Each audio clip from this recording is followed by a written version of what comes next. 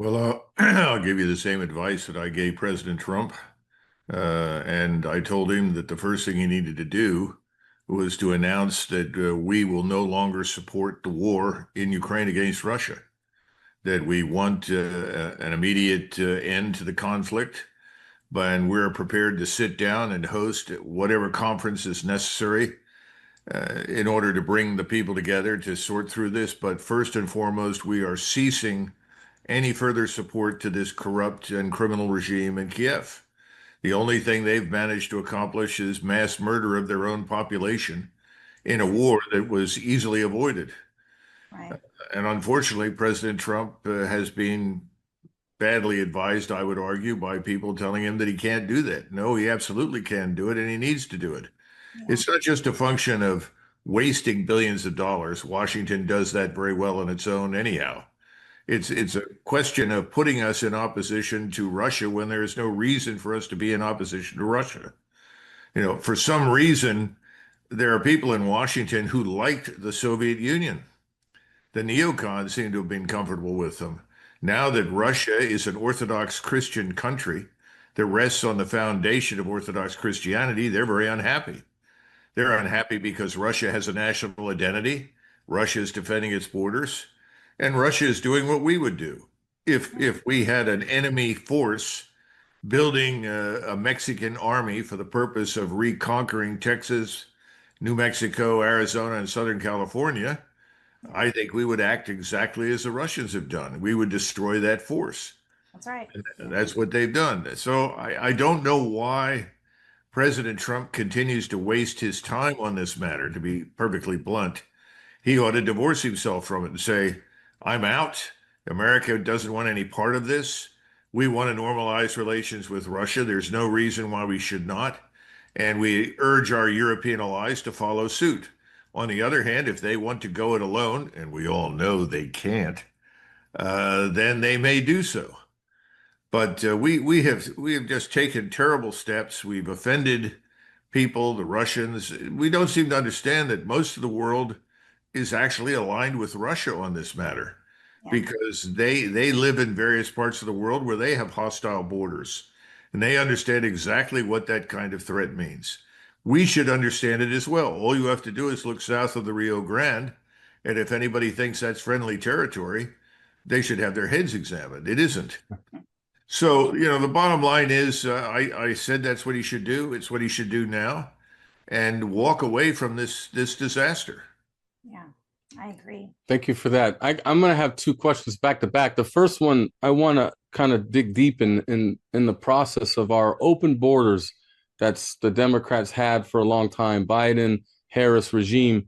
And we see a lot of sleeper cells, we want to call it, where these radicals, jihads and stuff like this.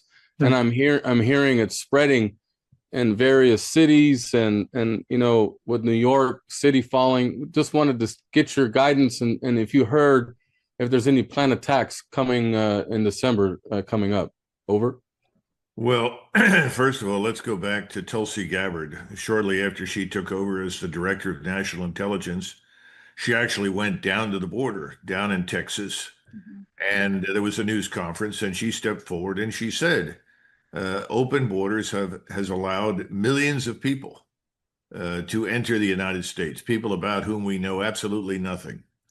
And these people were not only encouraged to come through the open border, they were then given monetary support, transportation to various parts of the country, once again, without knowing anything about them. If anything, I think you could make a very convincing argument that President Biden committed treason against the American people because it was not in our national security interest to do this.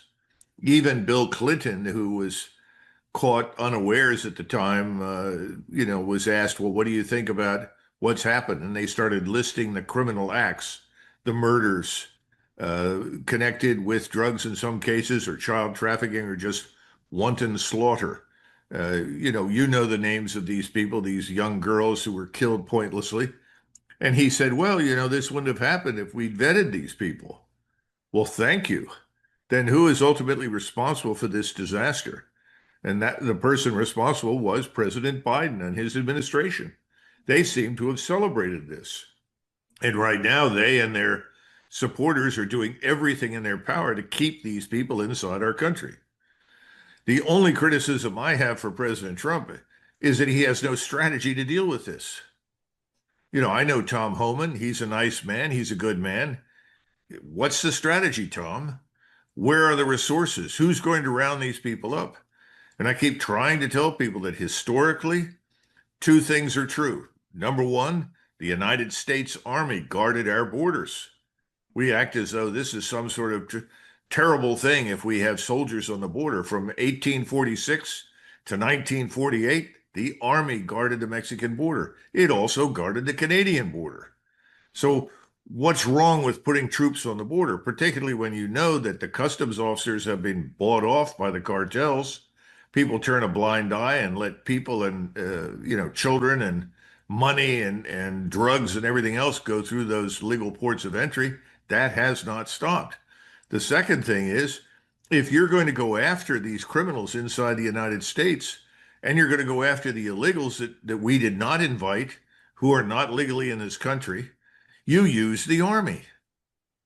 After the crash of 1929, Herbert Hoover directed the deportation of 9 million Mexicans. Not because he disliked Mexicans. They were not here legally. He simply said, look, if I don't get these people out of here, Americans are very shortly going to demand the jobs they're doing because Americans need the jobs. Right. Who came in to do that? It was the United States Army. FDR deported another 3.5 million. Harry Truman, 2.1 million. General Eisenhower, as president, 1.3 million. Now, let's stop the nonsense about this is inhumane. The only inhumane act is keeping these people here when we can't afford it, when our own population doesn't have adequate medical care, when our own population is struggling to get jobs and put food on the table. Everybody keeps saying, well, unemployment is way down. How many people have left the workforce because they couldn't find jobs? Let's tell the truth. It's much higher than 4%. Anybody out there can point to people that haven't been able to find work for years. And then on top of that, President Trump has allowed these H-1Bs now from Saudi Arabia to come into the country. It's outrageous. Absolutely not America first, is it? No, that's a betrayal of everybody that voted him into office. And also, it's this big lie. Well, we don't have the talent and the human capital to do the job. Nonsense. I have a son who was in the IT business for 5, 6 years. He was making very good money, and he told me repeatedly, we don't need any of these foreigners here. We have all sorts of Americans who can step in and do these jobs. But you have to pay an American a living wage. For what it costs one American, they can hire 3 software engineers from India. Well, I'm not here, and neither should you be, to line, Elon Musk's pockets or Bill Gates's pockets or anybody else in the high-tech industry. I don't give a damn about them. Pay the Americans for a fair day's work. Pay them good wages so that they can live decently. Stop bringing in foreigners as cheap labor. The lie Absolutely. that we don't have people is got to be killed. And President Trump should apologize to the American people for telling that lie. So do you think we're going to have surprise attacks coming from these groups? It depends. A lot of these people that come here, they're here for one reason and only one reason. They didn't come to become American citizens. Let's not be ridiculous. Look at Dearborn, Michigan. Look at Patterson, New Jersey. These places have become fortresses of Islam. And people in these areas are practicing Sharia law. They are practicing polygamy. Now, why did they come here? Well, they came here to make money, to live well, to improve their standard of living. But they didn't come here to be us. And they're not about to become us. I was talking recently to an American who is a Muslim. And he said, Doug, any Muslim that comes to this country and says they should implement Sharia law should be arrested on the spot and deported. That's not why you come to the United States. You come to the United States because of the laws that we have, the equality before the law, the freedom of movement, all of these things. That's why you come here to become an American. You don't come here to bring Sharia law or your culture from some other part of the world with you. Unfortunately, since I would say certainly over the last 20 years, we've been witnessing exactly that. These entities that are foreign and alien to us springing up. And when an American points to it and says, you know, this is wrong, oh, well, you're a racist, you're a bigot. No, he's an American who's pointing to something on American soil that is not American. Everybody else assimilated and became part of the country. And you know something, what a society cannot assimilate, it eventually destroys, or it goes out of existence. Wow. In your September Substack briefing, you argued that neocons have already decided on another disastrous war with Iran, risking American lives for Israeli, hegemony. How can a Trump administration dismantle this deep state warmongering, prioritize energy independence at home, and avoid all of these escalations that could ignite World War III over foreign oil grabs? What say you? Well, you know, I had the privilege of interacting with President Trump during the latter part of his administration. And I have never made it a secret that I actually like the man. I mean, he's a pleasant person. This is not some sort of ogre that doesn't listen to people or treats people badly privately. Absolutely not. I never saw any evidence for that.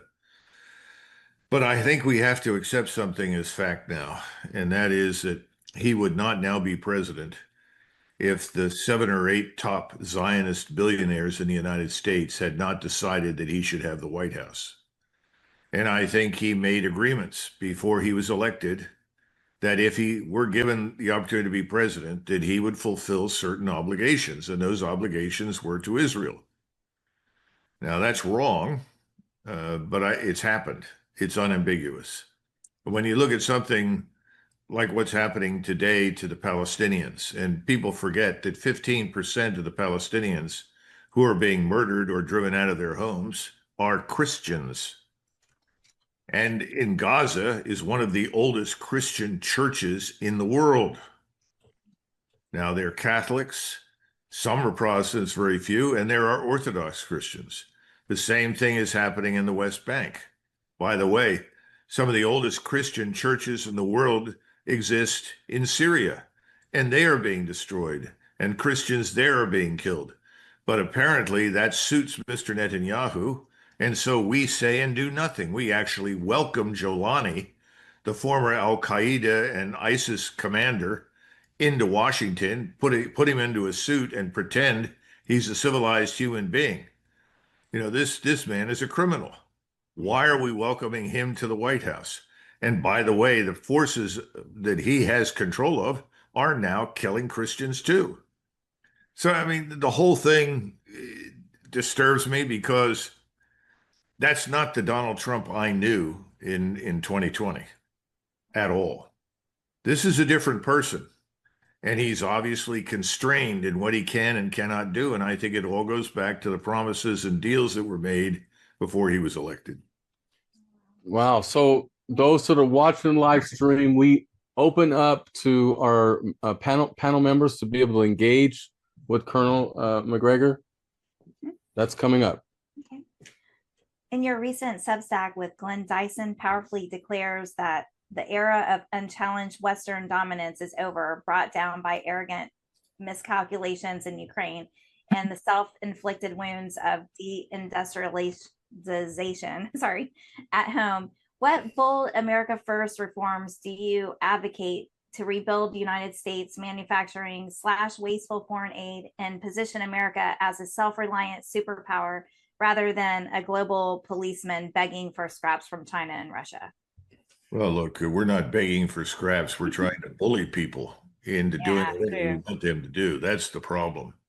The Russians want to do business with us. The Chinese do. Now, let's take a break here for a minute and let me just digress to China.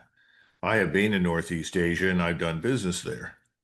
And I had Korean and Japanese businessmen ask me, Colonel McGregor, why are you Americans so stupid?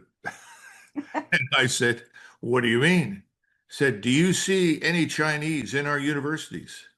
Do you see any Chinese in our laboratories? Do you see our Chinese anywhere in any government installation? I said, well, I guess not. He said, of course not. The Chinese are doing what they've done for 2,000 years. If you let them in, they will steal whatever is there and send it back to China. That's what they do. Well, what does this go back to? First of all, why are we letting 600,000 Chinese students into the country? And for Donald Trump to sit there and say, well, if I don't allow this to happen, these colleges will go out of business. And I was so proud of Laura Ingraham because she said so. You know, if these people cannot sustain themselves economically, then perhaps those colleges should go out of business. Perhaps we have too many for the size of our population right now. And I don't mind telling you that lots of young men and women go to college for 4 years, come out and can't get a job because education is not a path to employment. My point is, everything is out of whack. If you're about America first, then you're about preserving, protecting what is our country. You know, so you don't let foreigners in that you know are going to steal from you. By the way, we've had a big problem with that with the Israelis as well. And they're not the only ones. There are lots of people that come to this country with the wrong intent, with the worst intention of stealing and taking whatever they can get and sending it home. So being America first, that has to stop. You know, send these foreigners out.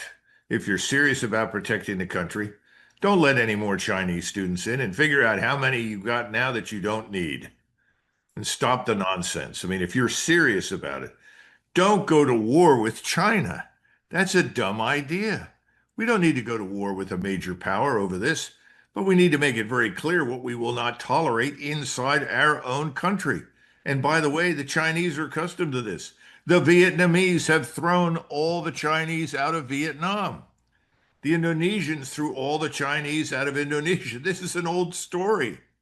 You know, we've got to wake up and smell the coffee and understand that we have an obligation, first and foremost, to our citizens.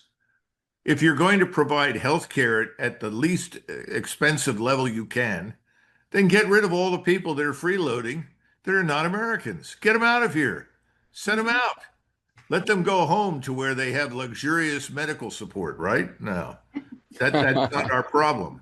We should be concerned about Americans getting the health care. And we need to reform a lot of these things. I mean, healthcare is outrageously expensive here.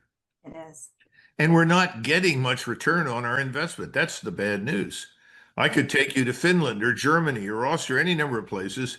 You'd find it's infinitely better care at much lower cost. Now, is it perfect? No, but we need to do better. That's where we should be focused. We should be focused on what is the standard of living inside the United States. And we want businesses and we want industries to be competitive. Now, we embarked upon this massive tariff offensive. Tariffs usually are implemented to protect industry. In other words, to nurture the growth and development in the industrial base. We've used tariffs as a sledgehammer to allegedly punish everybody we don't like. Well, apparently we hate everybody because we treated our friends as well as our competitors and opponents equally. It's insane. It's done us unnecessary damage because we live in the 21st century. If you treat people badly, they don't get in line and say, well, we'll wait until you like us again. They go elsewhere. And where do they go? They can go to China. They go to India. They could go to Europe, any number of different places. They don't have to come here. We live in a different world now. We're no longer the great superpower that no one can compare to. We are a great power. In many ways, we are still a superpower, but we don't have to be in a permanent state of hostility to everybody who may not agree with us. You know, there's something that President Trump, I think, has not come to terms with. You can't turn to any foreign country and expect that country to move beyond the limits of its interests. Now, he was just in Japan, and the Japanese want to do business with us. They've done business with us for years. But they made it perfectly clear that when it comes to buying cheap oil and gas, they're going to buy it from Russia. It's right next door. It's very inexpensive. That's not because they don't like us, but that's what they're going to do. By the way, they've also said we don't like the Chinese either, but we're not prepared to go to war with them. So don't come here and talk to us about going to war with China. This is true all over Asia. We got to get out of this mindset that you're either with us or against us. Remember George Bush? He gave his great speech after 2001 and said, you're either with us or against us. It's a very dumb idea. You know, the British Empire was around a lot longer than we've existed. And one of the things that they did well, and they made many mistakes, we don't need to dwell on that. Most of the biggest one of all was not granting us home rule, and we'd still been in the British Empire. It would have helped them enormously. But the bottom line is the British Empire practiced economy of enemies.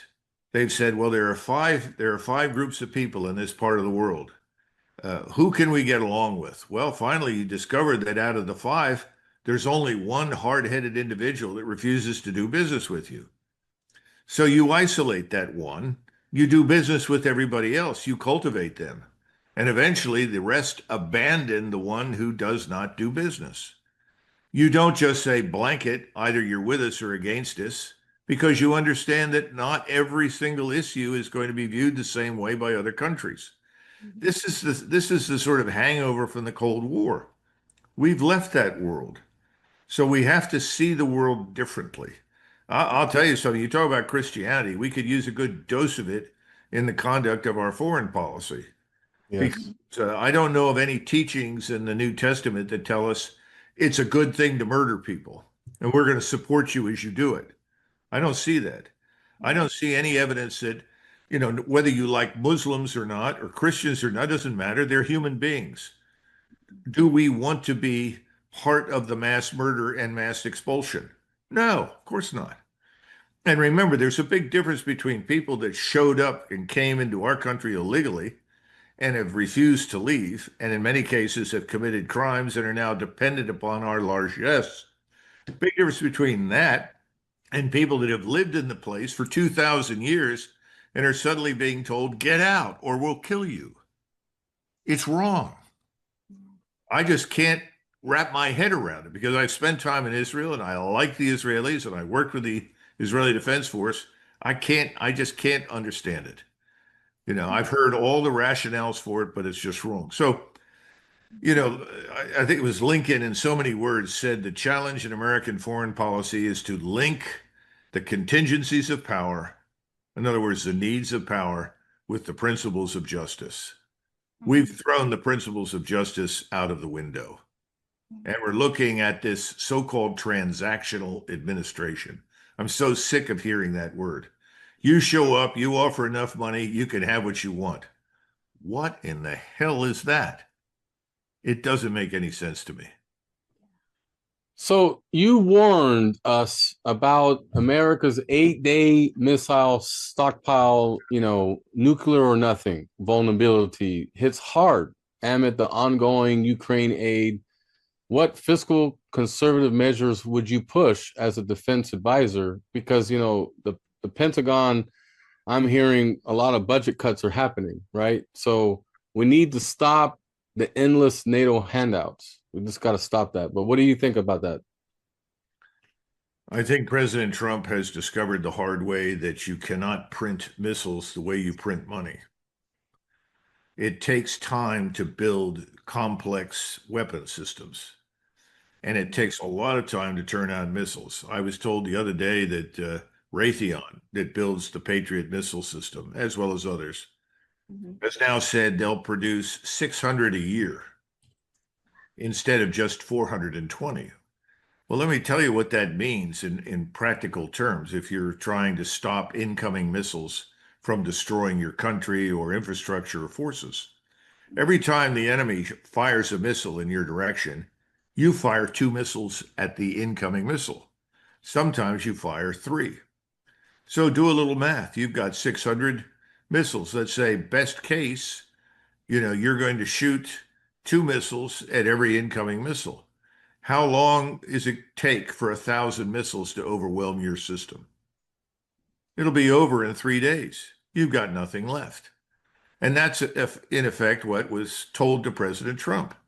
And President Trump says, well, you need to build more missiles. Well, you can't surge quickly. You don't have the manufacturing base for it. You see, what the Russians did in the intervening years since the Soviet Union fell apart is that they put their manufacturing base for the military industrial requirements into sort of suspended animation. They didn't dismantle it, they didn't destroy it, they just put it on hold. So when they needed it, they could send in people and rapidly ramp it up. Well, what we've done since 1991 is that we've gone in the other direction, down, down, down. We have reduced the numbers of people who actually deploy to fight. In terms of soldiers, sailors, airmen, and Marines, they're way down. We still have 44 four-star generals. We never dismantled the overhead, the useless headquarters. We made no changes there at all. They're talking about it, but nothing's really happened yet. And no strategy exists how to guide that and manage it so that we don't hurt our military capability. But you've got to make a decision. What's your top priority? It ought to be the soldiers, sailors, airmen, and Marines that you're going to employ in a war, right? Not this massive overhead of generals. That's number one. Number two, you better look at your military industrial base, your manufacturing capability. We went from, say, dozens of defense firms down to just 5. Well, when we did that, that put those 5 firms in the driver's seat. If you don't give the firm enough money for a particular program, says, well, I'm sorry, we're going to have to shutter the assembly line in Ohio because you're not providing enough money. See, when we had a number of different firms, it was competitive. You had people that would stand up and bid to do something, and then you would give them the contract and they would execute. Right now, with only 5 firms, you're stuck. They are effectively state-owned enterprises. They've got the Senate and the House under control. By the way, the same thing's true in the media industry. 20 years ago, or 30 years ago, we had 50 media companies. Today we have 6. And guess who owns them? Zionist billionaires. And so what does that mean for the pre-digested news that is then fed into the mainstream media? Well, I think everybody knows the answer to that question. Those need to be broken up. This is presidential business. This is where the president needs to step in and say, we're going to break these up. We need to break up the high-tech firms. How many do we have? How many do we need? Well, we don't need 3 or 4 that then dictate to us what's going to happen. That's a disaster. All of these things need to happen. This is America First business. It's dealing with the problems here at home to elevate our prosperity, to lift us out of the doldrums that we've been in. You can't just stand up there and say, this is the hottest country in the world. We're the greatest. Listen, President Trump, I'm an American. Don't have to tell me that my country is a great place. I believe that. That's not the issue. The issue is, what are you doing to make it greater? Because it's not great enough right now for most Americans. On that note, Colonel Douglas McGregor, we're opening it up with our panel members. They got 30 seconds to ask you a question, and then you got like 2 minutes to respond because we got to try to get a lot of people to ask you questions. We're going to start with Teresa Wiggins. She is our pillar Christian leader of Red America First. Go ahead, Teresa, with your question. Thank you. Colonel McGregor, thank you so much for coming tonight and giving us your time. My question is what is your response to the 6 people that are on the news that are telling the military that it's okay for them to not listen to the duties that they're being told that, Oh, this is a very important question, and it's being misinterpreted by a lot of people. I listened earlier to a discussion between John Mearsheimer and Andrew Napolitano. I respect both of those men enormously, but it's misinterpreted. They are saying, well, you should not obey an illegal order. Well, that's patently obvious. all of us that have served in the armed forces for any length of time have gone through the instruction, the socialization, the training, and we understand what an illegal order is. That's not really what these people are talking about. But let me give you an example of an illegal order and how it was handled. Back in 2003, we had a three-star, Lieutenant General Sanchez, not one of my favorite people, but he was the second in command when we went into Iraq.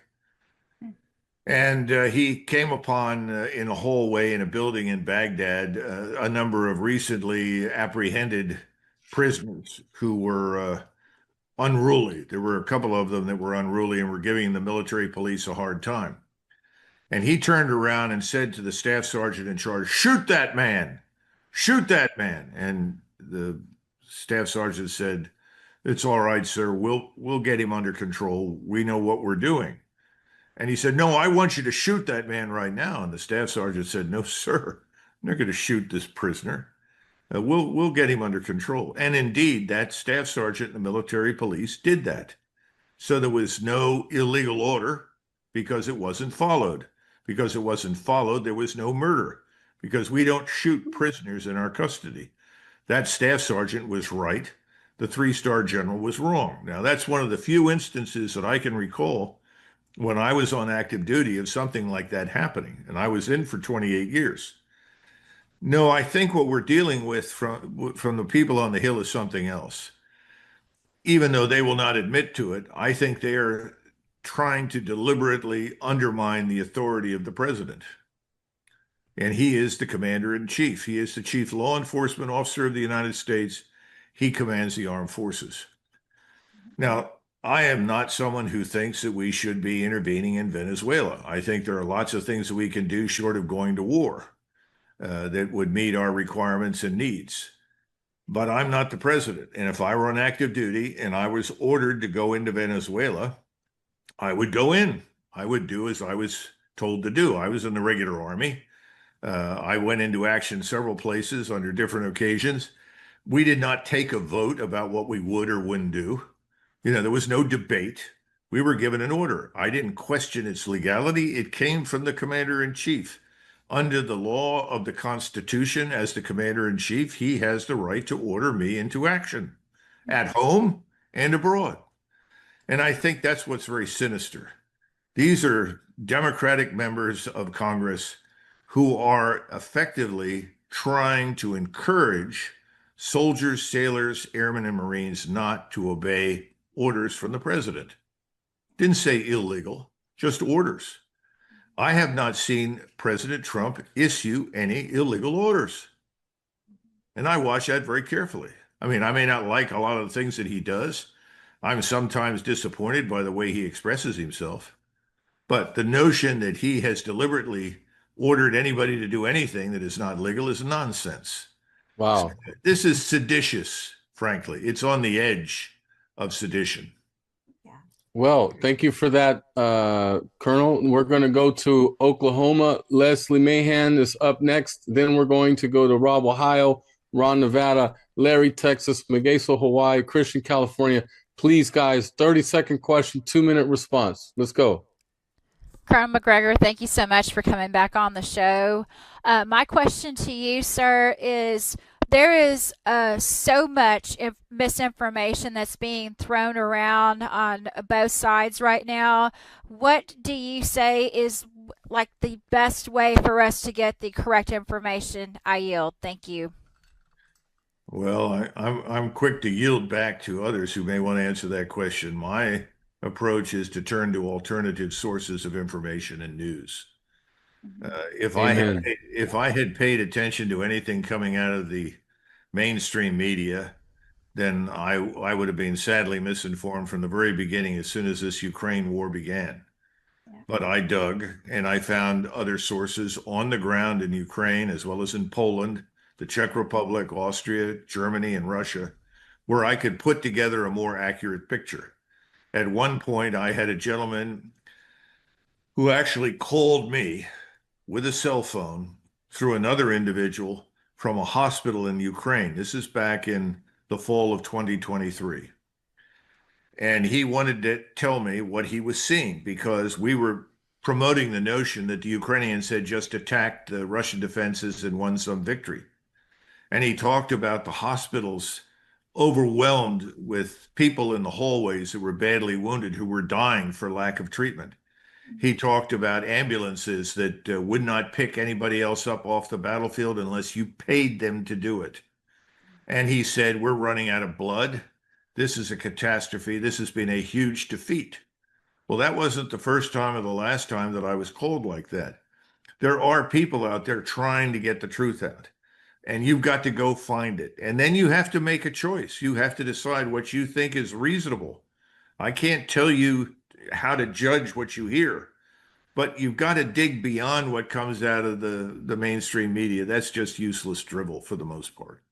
You have to always peel the onion because there's always an interlining agenda that the mainstream media and our enemy is pushing. So let's go to Ohio now. Drake, Ohio, go ahead and unmute and ask your question. Thank you so much.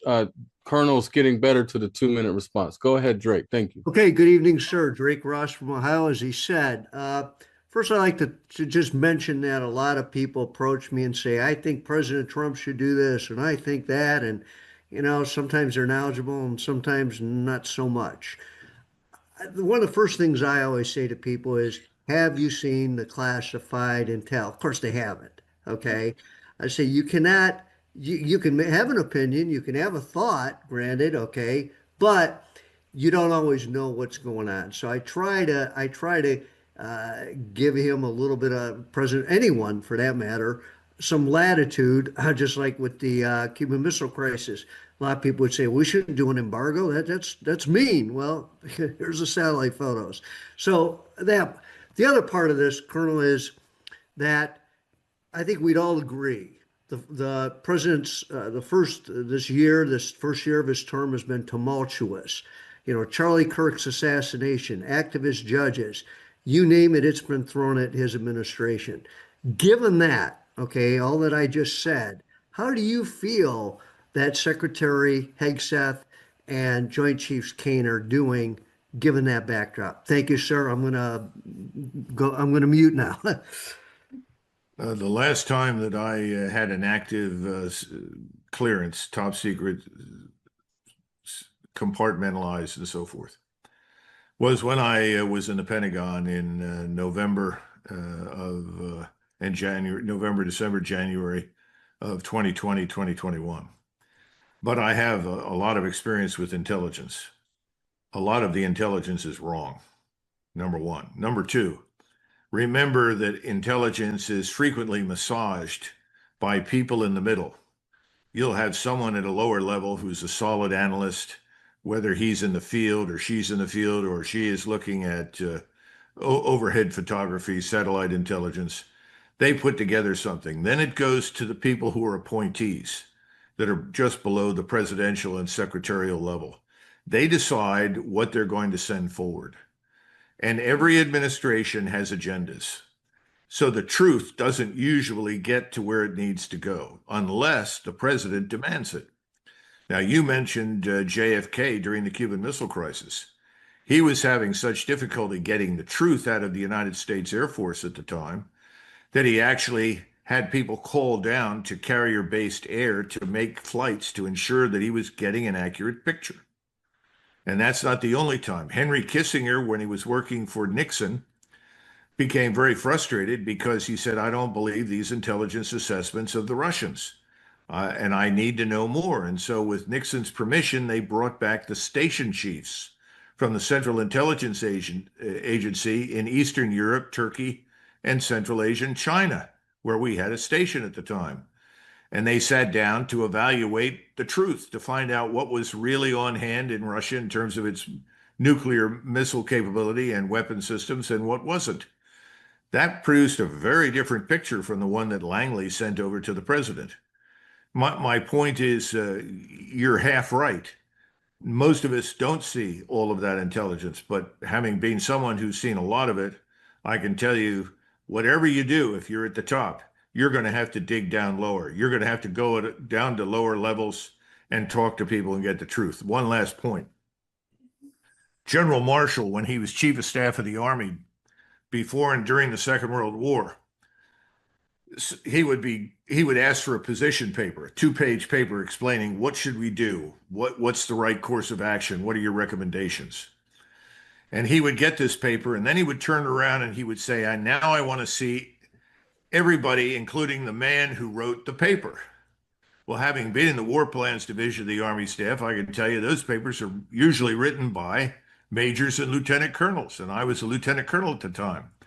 And so he would line up the major, the lieutenant colonel, the full colonel, the 1-star, and sometimes the 2-star.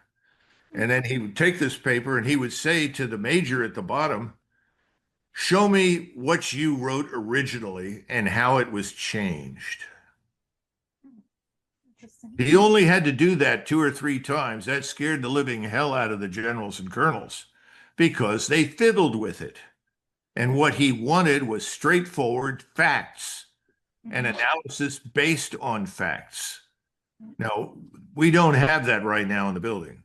We have a very, very politically astute group that is providing to the president what they think the president wants. That's not their job. Very good. Now we're going to go to Texas really fast. We're jumping around. Larry, go ahead with your question. Larry, Texas, and we're getting closer to 2 minutes every answer. Keep going. You guys are doing good. I'll go real fast. Colonel, thanks so much for being here. I have just a quick question regarding Trump. I see things a little differently. I don't see him as bringing MAGA, but I see him as ushering in the New World Order. I'll list 3 points. First, when you look at Doge did not save us any money. None of it will go into effect because none of it was voted into law. All we saw was Elon Musk grab the data from the IRS, Social Security, and Treasury and send it to Palantir to create a surveillance database on each of us Americans. The tariffs are not being used for business, so to speak. It's being mostly used to force countries to give us their biometric data. And we have multiple reports that capture that. Thirdly, the open borders was designed to increase violence in order to say to the American people, if you want peace, we got to have digital IDs. Remember the Patriot Act back in 9/11. So I don't see Trump being the guy to MAGA, but I see him bringing the New World Order. What am I missing? Well, I don't think he's bringing anything. The New World Order is being forged right now by BRICS. And right now, Moscow and Beijing are now working with New Delhi and others to manage the chaos in Washington and manage our decline as a great power. So they are the New World Order. We are not. Now, as far as inviting all of these people in to create violence, I think we have to be a little more astute than that. These people were invited in because they were overwhelmingly non-Europeans. And that was the goal, to dilute the core American population. And they've done a very good job of that. And all you have to do is travel around the country. Go to the top 10 cities in the United States today. Look at the demographics. The top 10 cities in terms of population in the United States are majority non-white. Now, nobody is supposed to say that. Well, how did that happen? That didn't happen last year. This has been going on for a long time. And what do you do with that? That becomes a weapon in your arsenal against us, the Americans. Somebody mentioned earlier something about Mondami in New York City. That's the outcome. That outcome has been in the cards for years. We're just reaping the harvest now. Wow. Rosemarie, our editor-in-chief of magazine for Red America First, is up next. Go ahead. First of all, thank you very much for your time and joining us on our air. I have a question regarding the attacks being made on the Venezuelan boats with respect to the fentanyl. And I was wondering what your views are about that.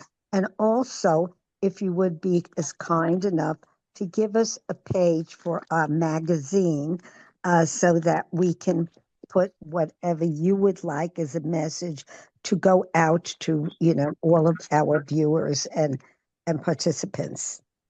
Okay, well, Thank you, first, Rosemarie. let me try the first one.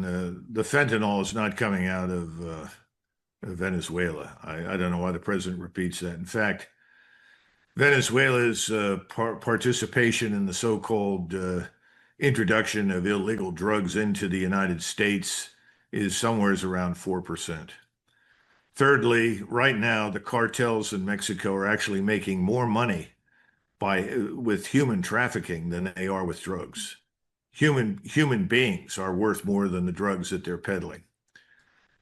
When you look at Mexico and the cartels down there, they effectively control that country. I mean, they really do. Mexico is just a narco state. Venezuela is not. Now, Venezuela may not be the perfect liberal democracy, but it's not a narco state. And Maduro, whether you like him or not, is holding that place together. Latin America is not an easy place to live. It's a tough place to govern.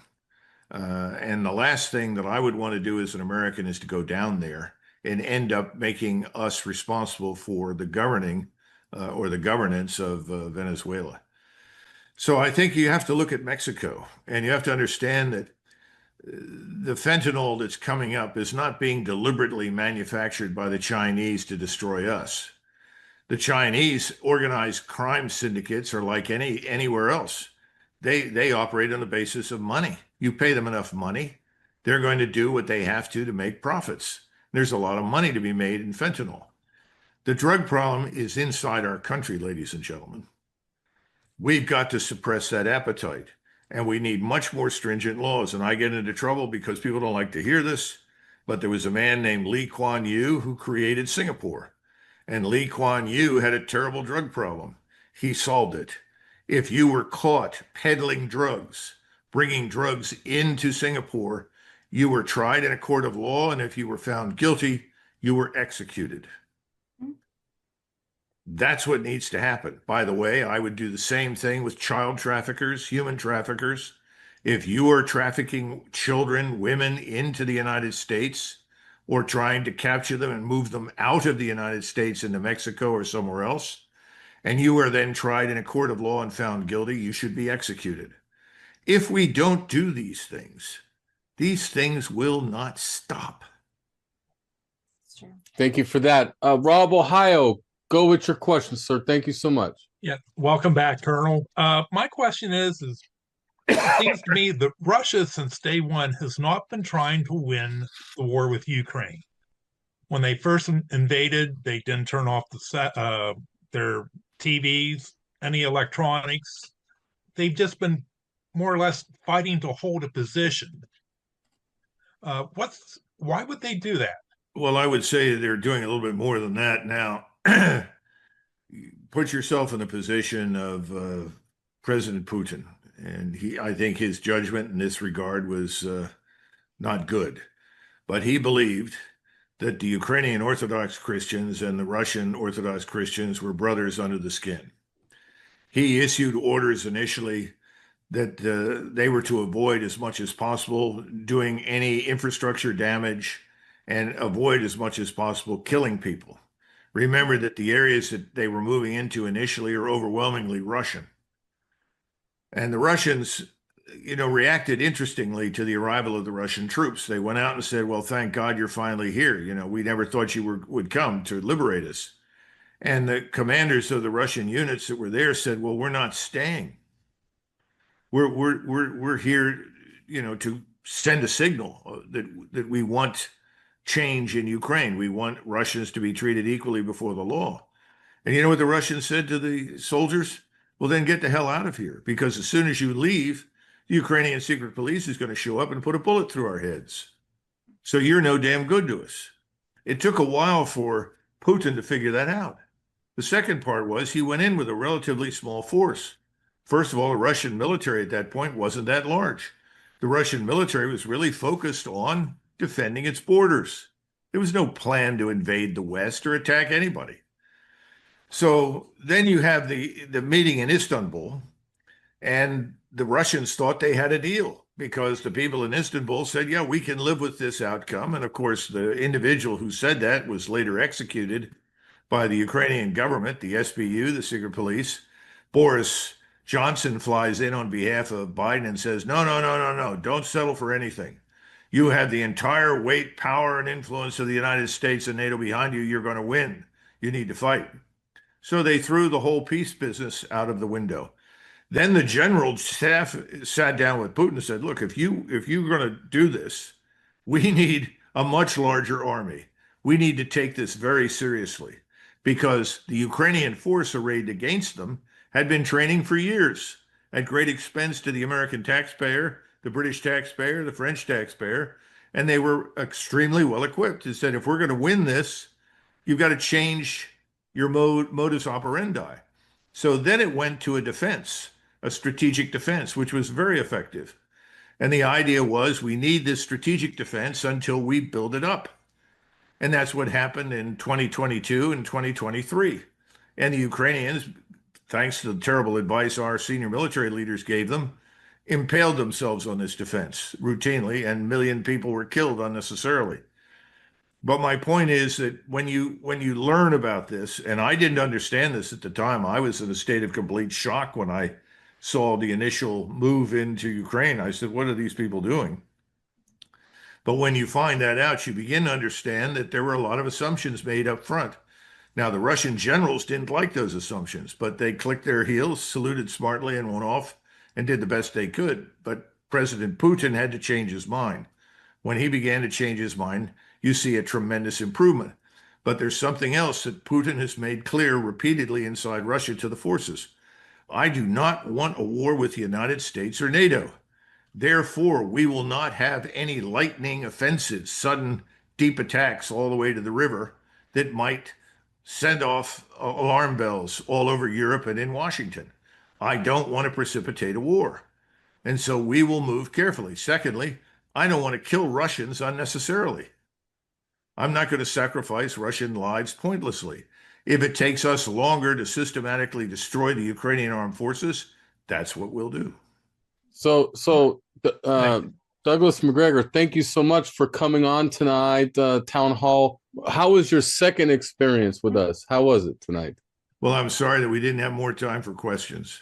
No, it's okay. We're gonna squeeze you in probably in January if you're up for it. Well, if I'm still here, I'll be happy to do that. Oh, outstanding. You never know. Well, thank you so much for coming tonight, and we're gonna definitely schedule you back on. And it was definitely a good, engaging discussion tonight. We appreciate it. I want to thank Leslie, Larry, and Rob for their good questions. I appreciate it.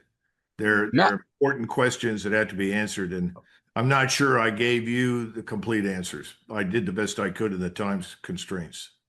Oh, you did a great job, Colonel, and we're going to have you come back. What did you think of Valerie's questions? No, don't ask me. Valerie is delightful. Oh, thank you. Thank No, you. I appreciated that, but that was an easier one to hit out of the park. The one that Larry asked and Rob's questions, those are really, really important, and they deserve a lot more time and attention. By the way, I had dinner with Peter Thiel. Sometime we'll talk about that, Larry. Oh, wow. I want to hear about that too, because we don't trust Peter Thiel on this platform. So, well, there are good reasons to feel concerned.